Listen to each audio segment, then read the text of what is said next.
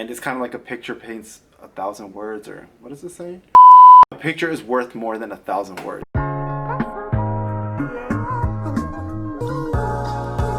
Hey everyone, welcome back to my channel. My name is Nico, and in today's video we are going to be talking about the personal statement. I cannot count how many suggestions I've had, how many requests I've had on my Instagram to talk about personal statements. It's May 30th, that means you can submit your application already for AMCAS, and if you haven't done so already, it's probably because you are still working on the personal statement. It is, for me at least, it was the most stressful part of the whole process, just because there's so many things going around the internet. You want to make sure it's strong. It really can make or break your app. So in this video, I'm going to be talking about the things that I did to make sure that I had a strong personal statement, and these are the same exact tips that I've used when writing personal statements for summer research programs that were extremely competitive, and I really think I got in because of the tips that I'm going to be talking about. If you're still watching this video, please go ahead and like this video, subscribe to my channel if you want to see more videos about how to get into medical school life. And yeah, with that, let's get straight on to the video. Okay, so I made a list of a few of the things that came to mind when thinking about the personal statement. And we're going to be starting with the first tip, which is to trust yourself. When you're writing your personal statement, if you're continuously telling yourself that you're a bad writer, that you are not going to be able to write a strong personal statement, it's going to reflect in your writing. You want to make sure you have the right perspective. You've made it this far into your career, you're about to start medical school. All you have to do now is put a positive mindset to this.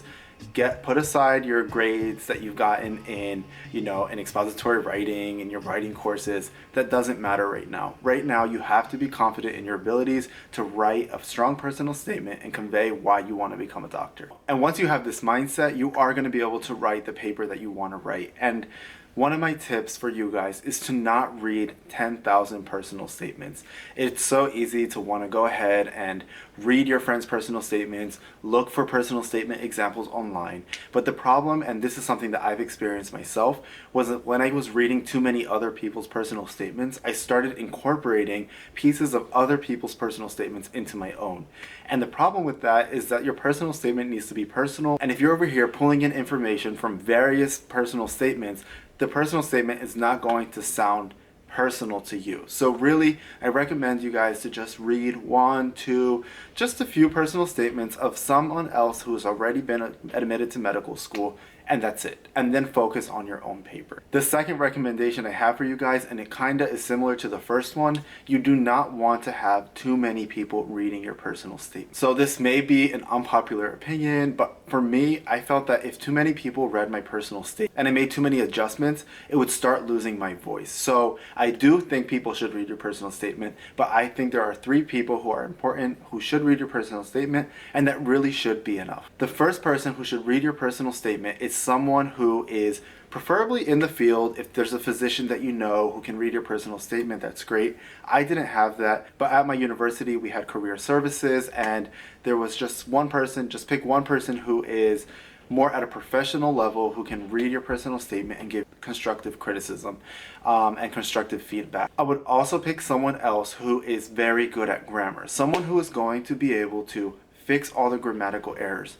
As the writer of your personal statement, you are sometimes going to read over your mistakes because you know what you're trying to say. So if you can find someone who is good at grammar, pick that as your second person to read your statement. And thirdly, if you want someone else to read your personal statement, have someone who knows you read your personal statement, who can go through it and just make sure that nothing sounds awkward. But I really don't think too many people should be changing your words.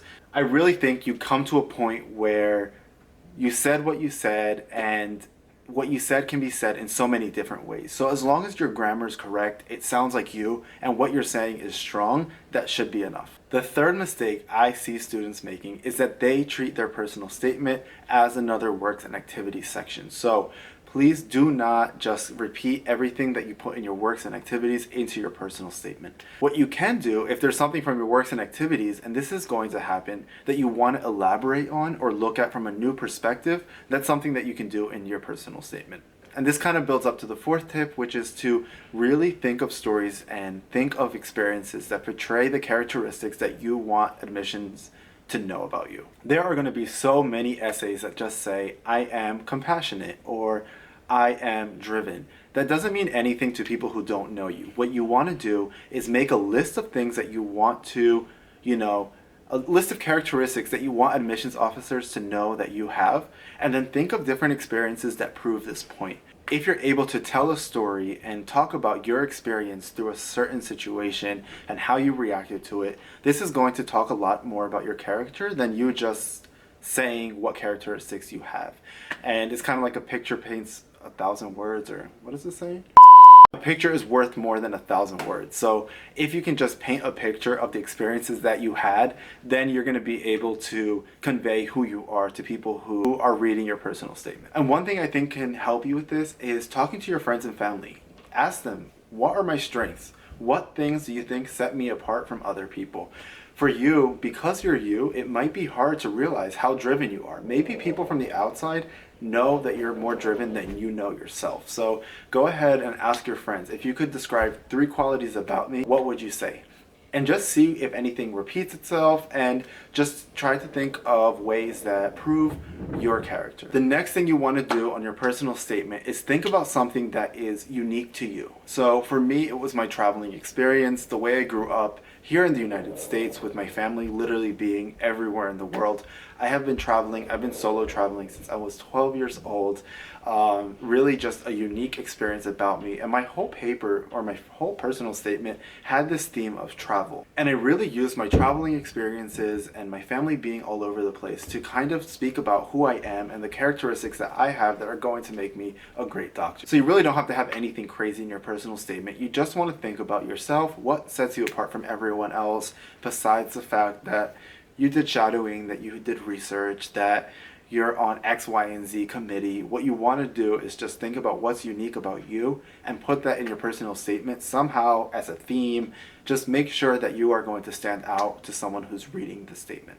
So let's say you are writing and you have writer's block. This brings me to my next tip, which is what to do when you have writer's block. So quite frankly, sometimes you might just be burnt out. You might just be sitting at your computer screen watching the little flashing cursor, and you're not going to be able to write anything. My advice is to just honestly take a break, go for a walk, go walk for 15 minutes and try to say out loud the things that you want to put into your essay and then come back to it. Also, sometimes you know what you want to say, but you don't know how to get there, right? So realize that you don't have to work in sequential order. So if you don't know how to finish the sentence you're on, maybe just write, get to the point. What are you trying to say? So just keep writing, and it's okay to jump around paragraphs. So in my experience, there was times that I was writing, I kind of got to a roadblock. I didn't know what to do, but what I did was I just jumped to the next paragraph and start typing, because I knew at some point I was going to have to talk about